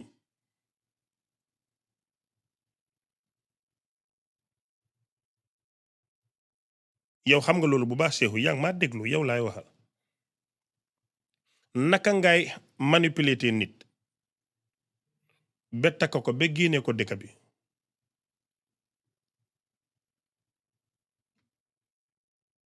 numbers mun nga ko dugal anytime mun nga ko dugal muy jàll kon nu may waxee na vidéo bi jàll mën nga ko dugal nu mu la neexee rek yow Shehou Drammeh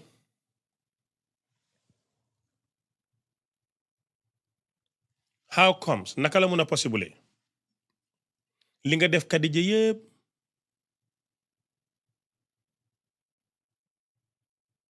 li nga def Kadija yépp ci àddina yow Shehou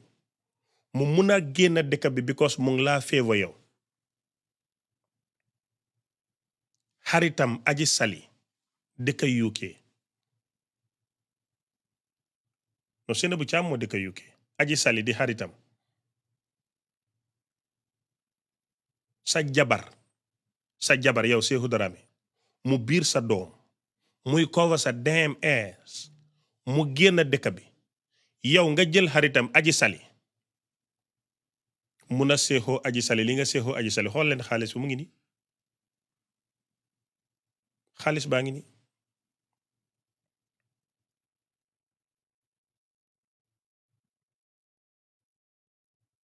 xaalis baa ngi nii managing director of Gampetrolium mun na am lii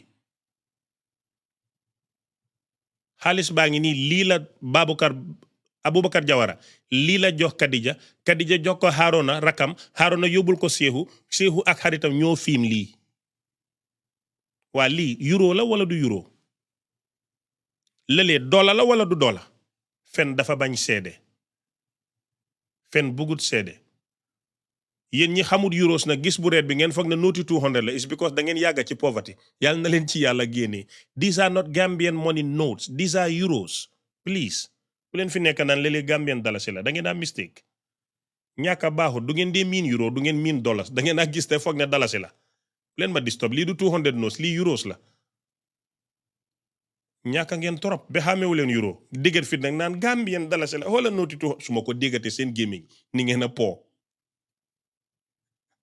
ni ngeen a ñàkk xàmmewu leen sa euro bi ma déggati ngeen ne Gambian note la rek dama leen a dis dama ne bul ñu dis poor people yi ngeen doon ngeen a nuroo suma yaay ak suma papa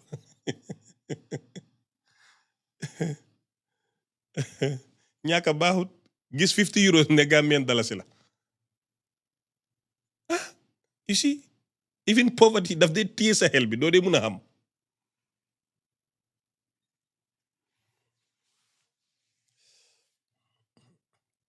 poverty baaxut daf dee nubba sa xel bi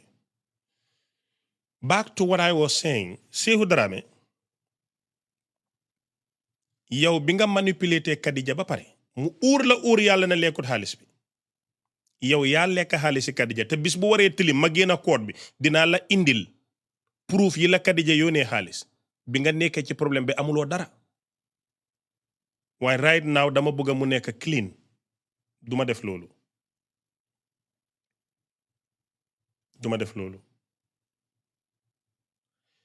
Kadija nekk sa jigéen nga génnee ko dëkk bi seen biir kër nga yóbbu fa aji sali xaritam nuyu wante yu baax aji sali di ko nëbba xam nga it makes me very uncomfortable may wax si yow di andiwaale turi jigéen yi it doesn't make me feel good but I just want you ak nit yi laa support xam how naka laa la mën a describe baal ma olofal ko mu oyof ñu xam nan nga sàgganee sa jabar boo manipulate ba génnee ko Gambia nombes pib bi jaru ko bul war pib bi jaru ko tey c'est bon sa jabar boo manipulate ba génnee ko nga jàpp aji sali xaritam di nuyuwante moom di laamisoog moom di defante moom jàmm ak teranga yu baax loolu rafetul Shehou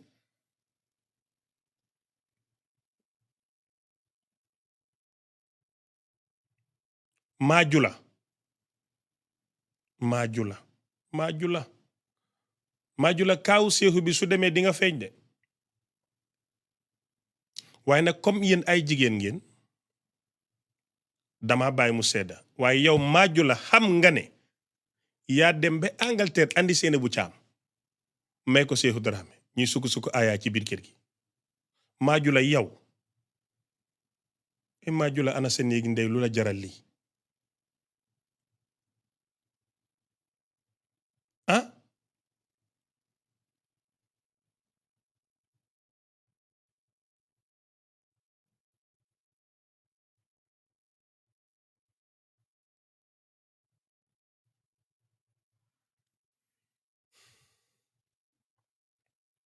Shehou Drammeh danga rey sa jabar bi you know this is the point people fail to understand fi Kadija nekkoon ak fi nga ko wàccee traumatise bi nga ko traumatise ak liggéey yi nga ko def un dekaam nga jël daalaam liggéey ko pour bu mu ñëwaat Gambie muy wër àdduna bi rek Shehou Drammeh maa ngi laa yëgal ne lu dul yàlla neen la te time bi jot na li esti naan waatoo siita xale bi dina dellusiwaat Gambie dikka ci jàmm amaat lay fam Khadija's best friend dafa betray Khadija because of yow Shehou Drammeh di la andil jigéen ngay tëddoo maaju la li nga jëflante ak kii ñaaw na seena bu caam lan moo la jaral li ak aji sali te yéen jigéen ñi Shehou doon tëddee yëpp ma wan leen amul sutura moom daf ko dee wax bis bu waree ñaaw ba ma teg audio Shehou si gémmiñam ngeen xam ne yëpp dëgg la but right now li ma ñor mooy manipulation yi Shehou nekkee di yaaxa dundi xale bu jigéen bi it has to stop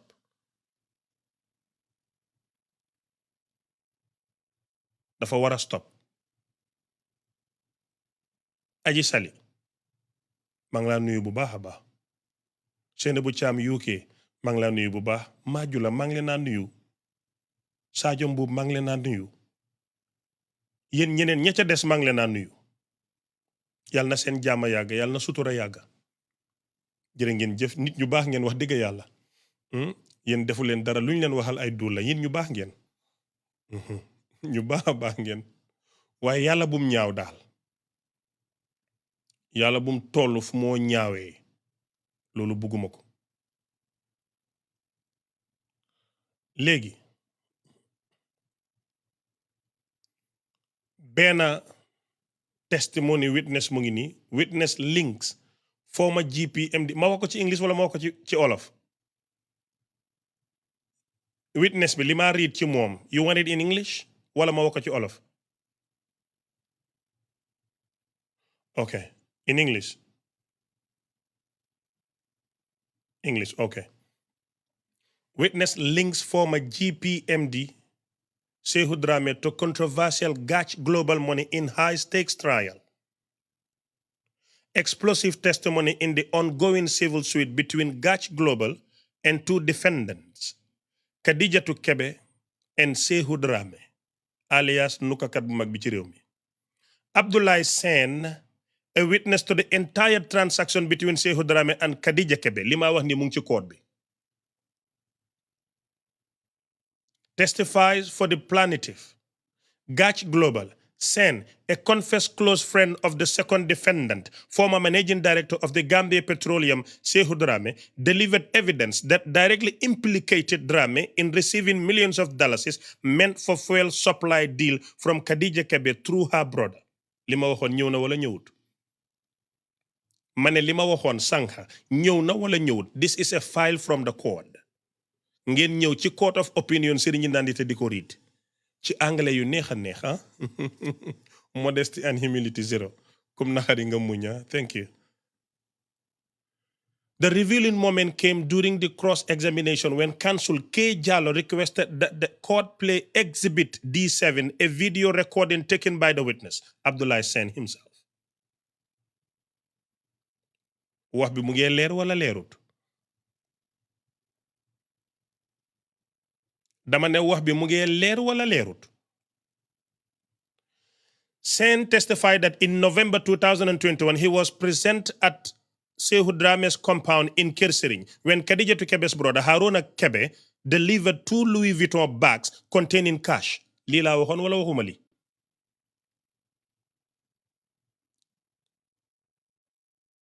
delivered 2 Louis Vuitton bags containing cash.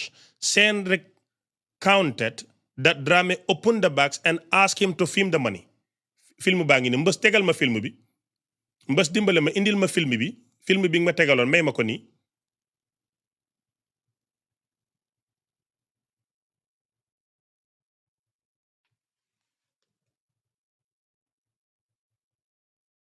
mu ngi ni film baa ngi ni teg naa ko mbës tënket film baa ngi ni Shehou Drammeh ci boppam moo wax Abdoulaye Sène film ma mu ngi nii Abdoulaye Sène di ko film li ma wax mu jugee ci court bi vidéo baa ngi nii waa fenkat bi wax na dëgg tey wala waxu dëgg man moom dama mun a fen man duulkat la waa léegi duul yi dëgg la wala du dëgg. A witness testimony from the court together with the video yéen a ngi koo gis di ko dégg nke ñi ni ngaa ñi mu tooñaati fo ñi mu wuliyaat damay laaj rek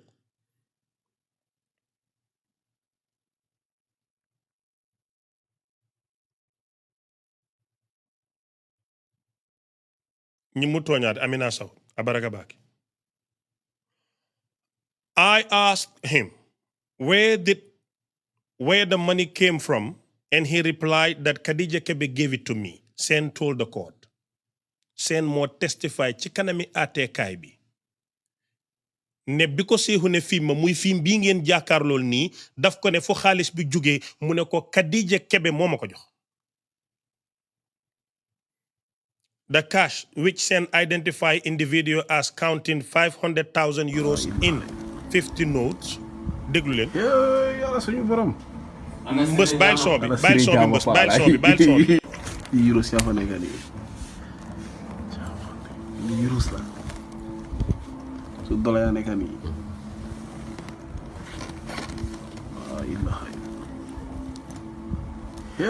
yàlla suñu borom. ana sire ñaama faala euros yaa fa nekk nii. euros la. su dollar yaa nekk nii.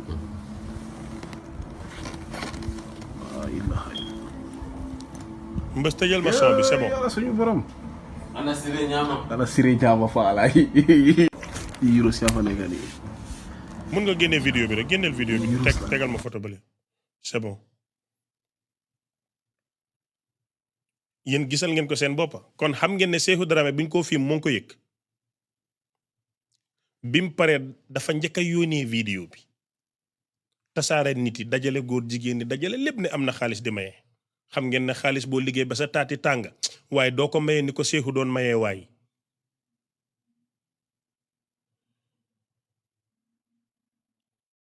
The cash,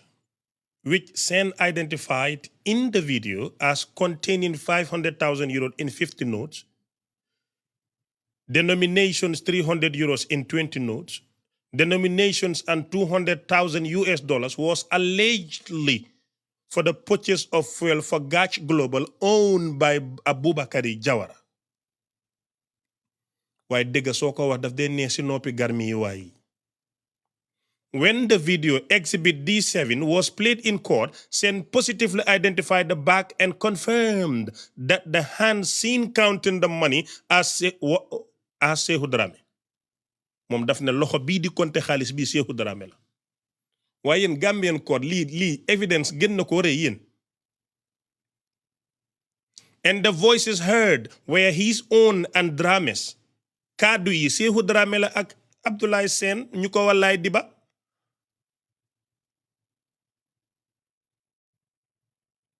The testimony directly contradicted Shehou Drammeh's denial of receiving the money from Khadija Kebe. waaye yéen George sooy àtte looy àtteeti léegi. Mr. George hello sooy àtte lan ngay àtte. When the case was called, Counsel Ida Drammeh announced her representation for the plaintiff Gach Global, while Counsel K. Jallo represented the first defendant Khadija Kebe, and Counsel B.S. Conte represented the second defendant Shehou Drammeh. Yow Badou Conte yow dinaa ñëw ci yow. Yow Badou Conte ñaana rek ma tëdd ma fàtte la. yow sa mbir maa ngi ko commencé jot 2019 nga mel ni yaa moom Gambie yow Badou Conte yàlla dina la defal jàmm mais ma ba ma pare du looya nga ñaanal ma fàtte la rek naa neloo rek fàtte la. yaa dee defense Shehou Drammeh ci nonsense am yi mais ma ba ma pare. Counsel Ida Drammeh informed the court of her second witness availability to testify, and when the witness was ushered into the box to testify and took the oath, Counsel Ida asked whether the witness had made a statement in the case. The witness answered positively. Counsel sought whether the witness stood to adopt his affidavit. Counsel Conte, for the second defendant, Shehou Drammeh, raised an objection. Dulkat la. Lawyer bi dulkat la. Dulkat la de bu leen ko gom. He raised an objection. Dafa fen du dëgg. Court dafa fen waxu dëgg de. Xam naa ko. Du dëgg. Counsel Conte, for the second defendant Shehou Drammeh, raised an objection ci kanami court. Counsel Conte argued that the affidavit filed on June 13, 2022 was not filed together with the originating writ of summons filed on 20th December 2021 as required by Order 23. Gis nga lawyer bu mun a fen du dee fen with fact daf dee fen based on interpreting the codes of the Constitution.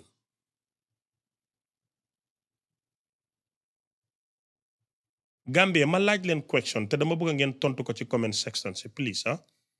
ndax trust ngeen Gambian court system yéen ñiy liggéey si court déglu leen comment si ñu wax leen Gambien si dama bëgg ngeen manifeste seen góom-góom ndax óolu ngeen ne kooti Gambie dëgg rek la dee dox dibale leen binda leen ko ñu gis ko lawyer yaa ngee seetaan lawyer yi kaay leen seet judge si prosecutors kaay leen xool leen déglu leen lu Gambien yi wax óolu wuñ leen ñu ne yéen da ngeen corrupt Gambien yaa ko nekk di binda ñu ne yéen bugg leen dégg xaalis ngeen bugg riid leen li leen seen askan di wax Gambians, did you trust the Gambian judiciary system? xool leen lawyer yéen a ngi gis yéen a ngi ci live bi Fama Tall yaa ngi nii di seetaan maa ngi laa gis série bi gi yaa ngi toog xool leen Fama Tall yow moom li ma la xamal yow du nga ne danga ma bàyyi am beneen sëriñ yow bis bu ma la ràccelee Fama Tall doo génn dëkk bi it's nothing serious she's my beautiful sister dama ko nama rek broda bu nama sister la bala ngeen a dem dog ko duulal naan dafaa joteeg Fama Fall du dëgg de Fama suma Fama la na leer sikka na bari na problème waaye suma nit la dama ko miss mu ngi nii toog maa ngi ko gis ci live bi uyul comment bi leer na ma mu ne even the court system doesn't trust the court system yéen a ngi dégg The objection was countered by both counsel Drammeh and Jallow. Justice Ibrahim Jatta rejected the objection in his ruling. Justice Jatta found that while the affidavit was not filed on the same day as the writ, the undisputed fact that the second defendant was served with the affidavit on October 20, 2022, satisfied the third limb of the relevant rule. Justice Jatta held that the purpose of the rule, avoiding surprise and ensuring fair notice, was achieved. Abdullah Sen proceeded to adopt his statement and give the testimony about the $749,965 and $240,000. Let me repeat the amounts and in the actual currency. In euros, 749,965 euros. In dollars, $240,000. Below the verbatim transaction, Counsel I, Drammeh, you have indicated that this is your affidavit of statement that was previously filed. Abdullah said, yes. Counsel I, Drammeh, and do you wish to adopt that affidavit of statement as evident in this case? Abdullah said, nako waaw dëgg la. Abdullah said, nako dëgg la. Counsel I, Drammeh laajati ko ba tey. My lord, I would ask that the affidavit of the statement of Abdullah Sen, dated the 10th day of June 2022, be admitted in evidence as his evidence in chief.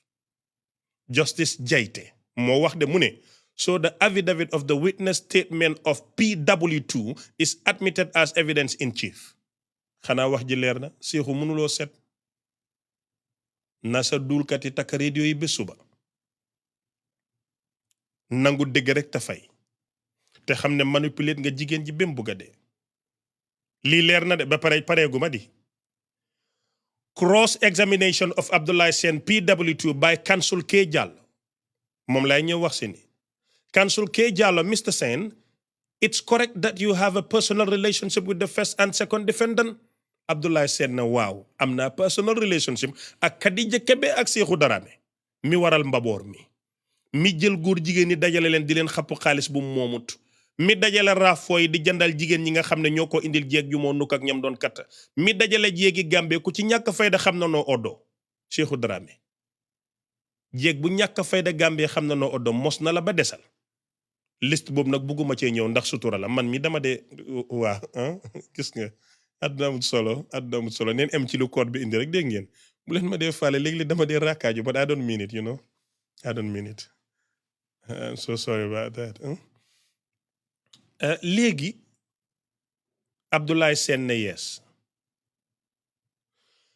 Council Kee Jallow na ku intelligent la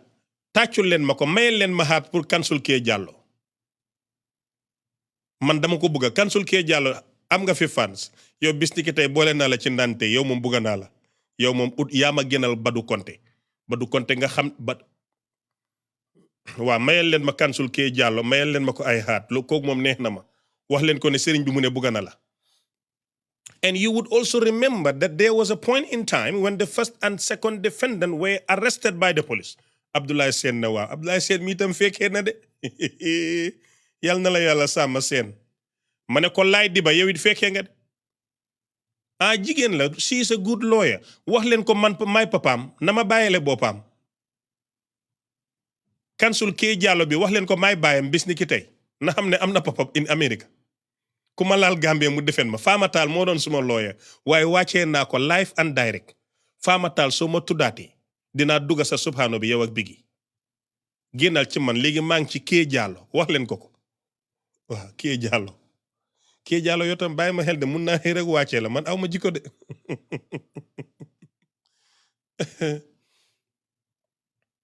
Kee Jallow na ko were you present when they were arrested by the police Abdoulaye Sène fekkee maa fekkee ne waaw moom it lu ne la fekkee Council Kee Jallow ci smartness bi ci brilliant bi ci well educated ak accurate bi one of the best lawyers in that country mu laajati Abdoulaye Sène mu ne ko Mr. Sène while you were at the police station with the first and second defendant were you present with the first defendant Khadijatu Kebe was making a statement Abdoulaye Sène ne yes I was there Mr. Fekke man laay diba laa tuddee Mr. Fekke fekkee na ko de Council Kee Jallow ba tey lawyer bu tey bi ci réew mi te smart intelligent masha Allah na ko in her voice did anything happen while she was making the statement dafa tey na Council Jallow dafa tey xaw ma ko waaye maa ko ci yokk nit ku tey la dégg naa loolu Abdoulaye Sène Mr. Fekke na ko yes something happened Council Jallow ci tey bi mu ne ko tell us what happened wax ñu li xew Abdoulaye Sène alias Laye Diba Mr. Fekke moom ba tey moo ko fekkee mu ne ko she was being asked by this money issue the situation arose when she was asked about this money issue Council Jallow ba tey di ko toppa rek ci tey gi suma lawyer bi na ko what happened gis nga lawyer boo jàngee mun non doo mel ni Badou Konté lawyer bu mun doo mel ni Badou Konté ku korop ci Gambie mooy sa lawyer soo munee danga set loxo ni Kee Jallow mu laaj Abdoulaye Sène gis nga you see how simple the question is mu ne ko what happened Abdoulaye Sène na ko they talked a lot and the police were writing her statement. I was asked by the police if I could serve as an independent witness. I accepted and signed as an independent witness. Then Badou Konté ñëwati na su ma déggee Badou Konté dama dee tayal anto Khadijatu's statement waa kan mooy Badou Konté ci Gambia as a simple and ordinary lawyer muy xotti statement yi jàmbur police yi di ko seetaan who the hell is Badou Konté moom mooy kan mooy Badou Konté ba moo xooti statement yi jàmbur kan moo ko may loolu Mr. Fekke mooy nettali de Laye Diba moo ko fekkee it was then that they asked Khadija to write another statement Khadija dafa wax dëgga Badou Konté baab ko jël statement bi xooti na ko bindal lii waay Samba Gambie ngay dem fekk lawyer am doole ba di xooti statement yi witness in a normal and democratic country nga def ko den laa summi léegi police yaa ngi toog lawyer di xooti statement yi jàmbur ki police yi lem seen loxo you see the corruption you see the naivety you see the neglect of law in our beautiful country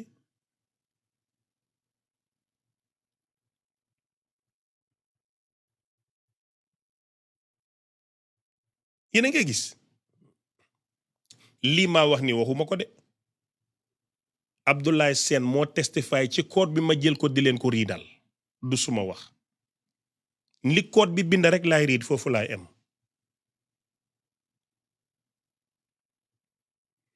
Kansul Kee Jallow looya bu sella bu teey bi waa Kansul Kee Jallow moom góor la wala jigéen foog daa jigéen la de suma looya bi moom góor la sa wala jigéen kii mun naa nekk Keba mun na nekk Kadija suma looya bi lan la moom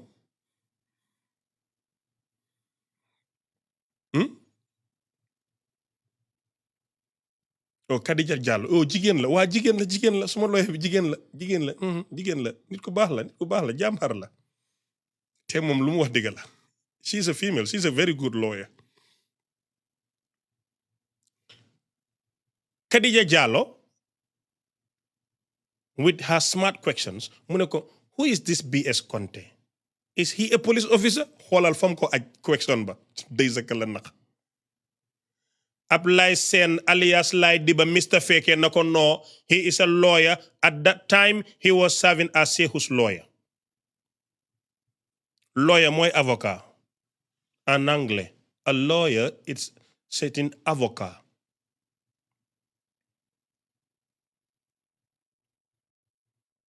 non 2026 Shehou Sile Queen si jotagul may ma loolu xam nga Shehou Drammeh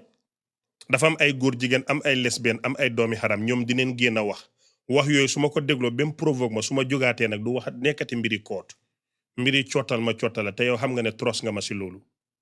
may ma loolu Sile Queen se ñam doon tëddoog lu xew may ma ba afta njang ko gaal génnal ci man yaa gën a ñemee kool nag kool ma fi naan see bàyyil soo ma koolee su ma la récolté dama koo teg yow xam nga ma sax yow taay de jëlante wuñ bàyyi nga ma bàyyi la fi mu nekk ni Shehou cagaam yaa ngee déglu góor jigéenam yaa ngee déglu lesbienam yaa ngee déglu mairie gajangeeram yaa ngee déglu gambi yaa ngee déglu bàyyil ma may leen time mar stay professional em ci code bi suñ ñëwee wéedu loolu em ci waaye suñ duggee ci internal affairs ma ràccu musóoru oddu toog ñu jàkkaarloo mun naa ko lool nag but right now bugguma loolu dama bugg a em ci code bi rek ma pare ci waaye xam ngeen ne su waree tilim naan di te xam ngeen ma and I have all evidence ci làmmiñi Shehou suma nopp ci làmmiñi ñeneen suma nopp ay nataal ak picture vidéo yëpp la am I am not here to expose his personal life I am here to expose the manipulation he did on Khadija I am here to expose our court system ci nuñ bëgg a bàyyi se based on its Shehou Drammeh loolu laa àndut foofu laa am pour tey ñoom suñ ko bëggee drag to the next level I'm ready man pare naa ba level 17 toog di xaar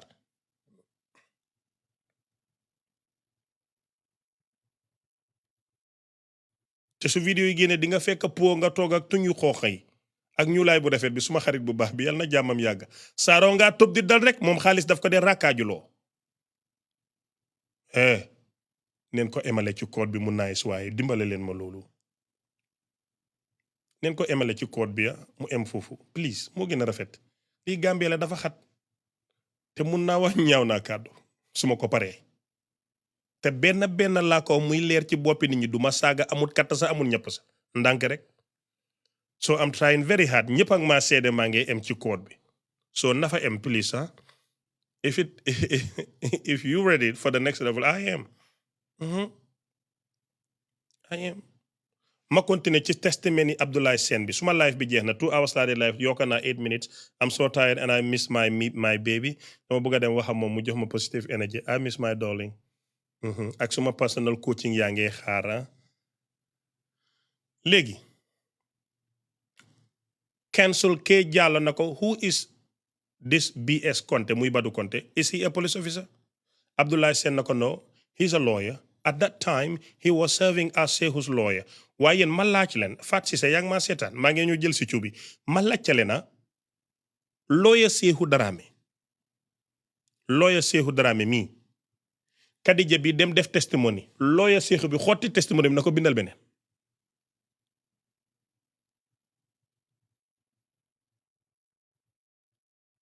seet Mr Feke moo wax de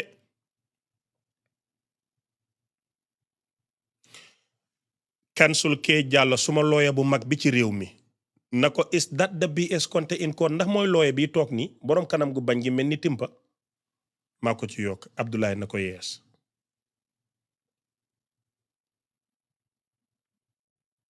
Abdoulaye na ko yees mooy borom kanam gi mel ni caapa jas mooy Badou Konte.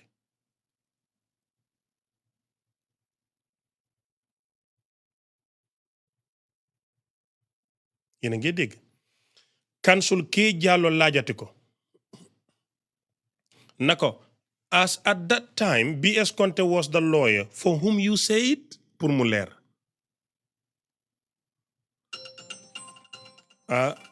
julli jot na nag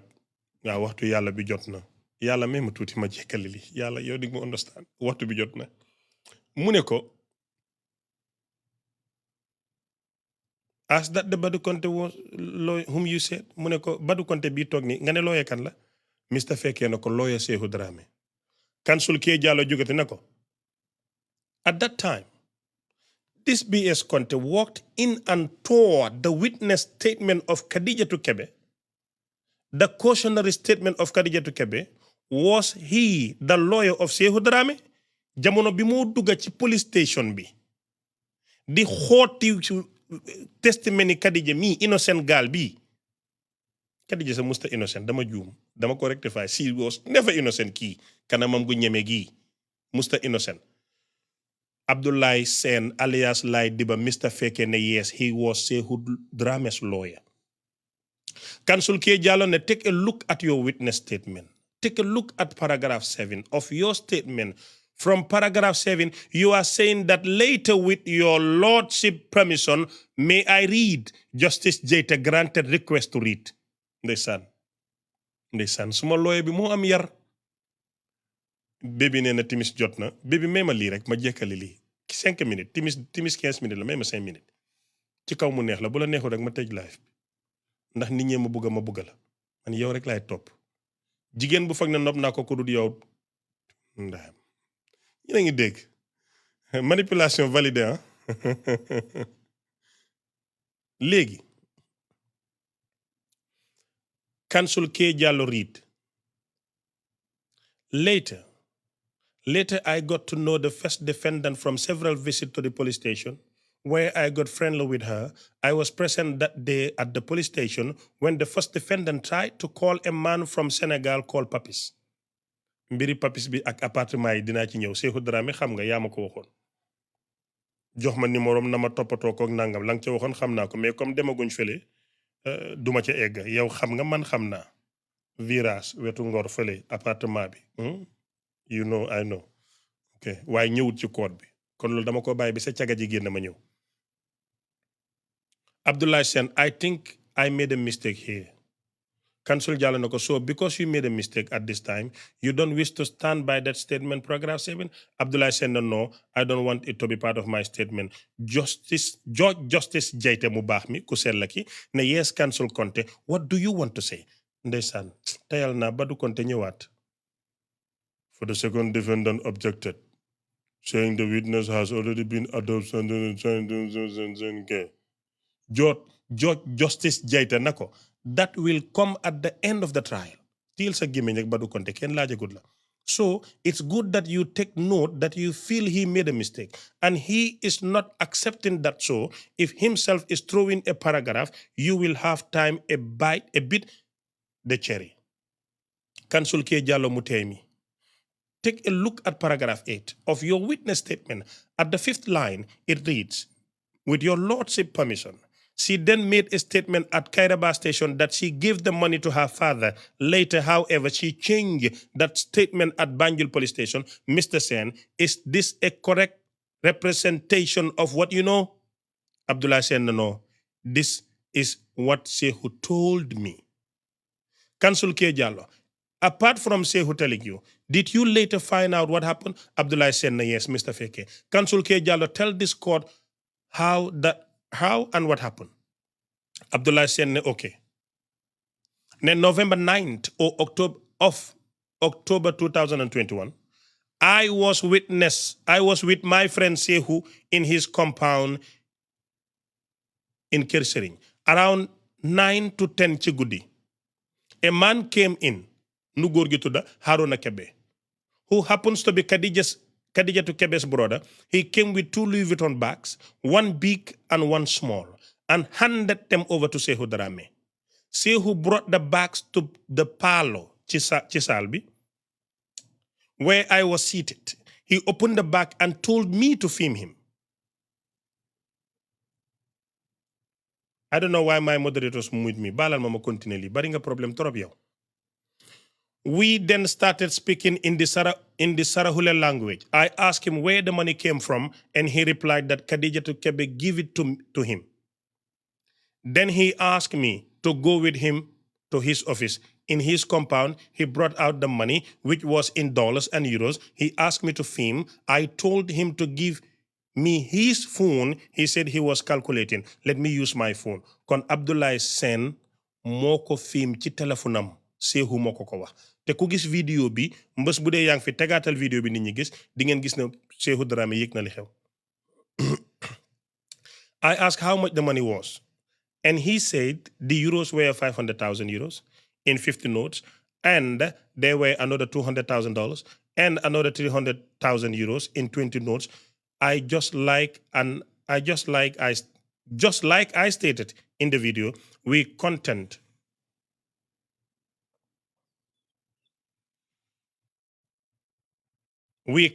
the money that day and put it all back in the bags. Ñu compté waat xaalis delloo waat ko ci bag bi. Counsel K Jallow, so that money you counted and the second defendant, Shehou Drammeh, confirmed to you that it was money given to him by Khadija Kebes. Do you know what the purpose of that money was? Abdoulaye said, it was later that I found out that the money was from Aboubackry Jawara for the purchase of oil. Counsel K Jallow, so was Khadija Kebe working for Aboubackry Jawara? Abdoulaye said, no, wow, he was working for Aboubackry Jawara. Counsel K Jallow, do you know in what capacity? Abdoulaye said, I can't recall because I didn't know the guy very much at that time. Testimony bi jeexut waaye ku toog di wax ba julli jot mënuloo def lu ëpp julli. Dinaa ci ñëwaat. Suma closing remark ak recap dinaa ci ñëw beneen yoon. Communication with Gambian dafa am noo ko defee ak noo ko waxee. Baalal leen ma tëj suma live bi dem julli ngeen baalal ma ko ba beneen yoon incha allah su ma ñëwee mu gën a neex. Mbës soo paree mën nga tëj ak ñu ani.